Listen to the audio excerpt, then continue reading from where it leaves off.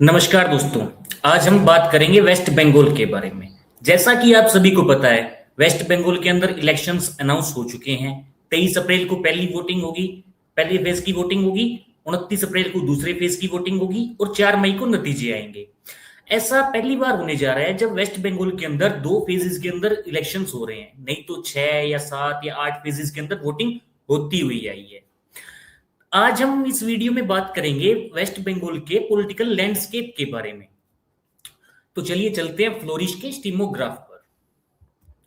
जैसा कि आप सभी को पता है, पोस्ट इंडिपेंडेंस के बाद देश के अंदर कांग्रेस का एक छत्र राज रहा है, डोमिनेंस रहा है पूरा पूरा, और वही कहानी थी वेस्ट बंगाल के अंदर भी। सबसे पहले मैं आपको थोड़ा ये ग्राफ के बारे में बता देता हूँ। ये जो स्काई ब्लू कलर आपको दिख रहा है, ये इंडियन नेशनल लोक दल कांग्रेस के लिए इस्तेमाल किया गया है।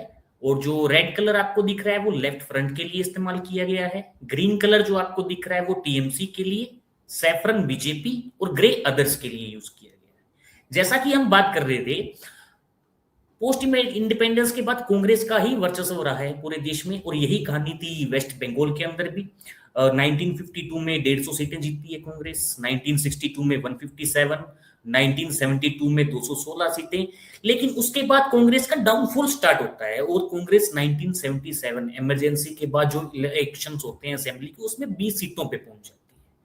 और यहां से शुरुआत होती है एक अलग ही एरा की। लेफ्ट फ्रंट की सरकार बनती है 1977 के अंदर 225 सीटों के साथ। ऐसा नहीं है कि लेफ्ट फ्रंट ने पहले कभी डोमिनेट नहीं किया वेस्ट बंगाल की राजनीति में। आप इस ग्राफ में देख सकते हैं काफी अच्छा खासा डोमिनेंस लेफ्ट का इंडिपेंडेंस के साथ ही रहा है। लेकिन जब 1977 में 225 सीटों के साथ सरकार बनती है, उसके बाद लगातार 2011 तक लेफ्ट की सरकार रहती है, यानी कि 34 से 35 साल लगातार। और इस बीच कांग्रेस पहुंच जाती है 1977 में 20 सीटें, 91 में 43 सीटें, 2001 में 26, 11 में 42, 16 में 44 और 21 में 0। लेफ्ट फ्रंट की भी 0 ही हो जाती है। लेकिन 2001 आते आते एक अलग ही चेंज होता है बंगाल की राजनीति में। जो टीएमसी पार्टी होती है ममता बनर्जी की, वो 60 सीटें जीतकर कांग्रेस को पीछे छोड़ते हुए as a lead opposition role लेती है।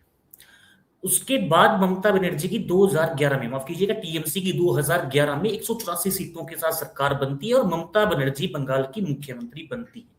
और उसके बाद 2026 आ गए, लगातार ममता बनर्जी पिछले 15 सालों से बंगाल की मुख्यमंत्री बनी हुई है। 2011 में 184 सीटों के साथ, 2016 में 211 सीटों के साथ, 2021 में 215 सीटों के साथ। और 2016 में एक चेंज और आता है बंगाल की राजनीति के अंदर। जैसे हम बात करें तो बीजेपी वहां पहली बार 3 सीटें जीतती है।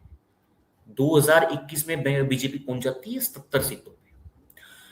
और बीजेपी का 77 सीटों पे पहुंचना होता है और लेफ्ट और कांग्रेस दोनों ही 0 पे पहुंच जाते हैं। और जो अब 2026 में इलेक्शन हो रहे हैं, इसके अंदर ममता टीएमसी और बीजेपी आमने सामने है। टीएमसी पावर में को रिटेन करने के लिए लड़ रही है, बीजेपी पहली बार पावर में आने के लिए लड़ रही है। अगर टीएमसी की लगातार चौथी बार सरकार बनती है तो ममता बनर्जी भारत की पहली महिला मुख्यमंत्री होंगी जो लगातार 4 बार मुख्यमंत्री पद की शपथ लेंगी। अगर बीजेपी जीतती है तो ये बीजेपी के लिए एक नया स्टेट खुलेगा। और पूरे लगभग हम फिर देखेंगे तो नॉर्थ ईस्ट के अंदर हर स्टेट के अंदर एनडीए गवर्नमेंट आपको देखने को मिलेगी। तो चलिए, बहुत बहुत धन्यवाद आपका। बने रहिए हमारे साथ। अगले वीडियो में हम चर्चा करते हैं असम के बारे में।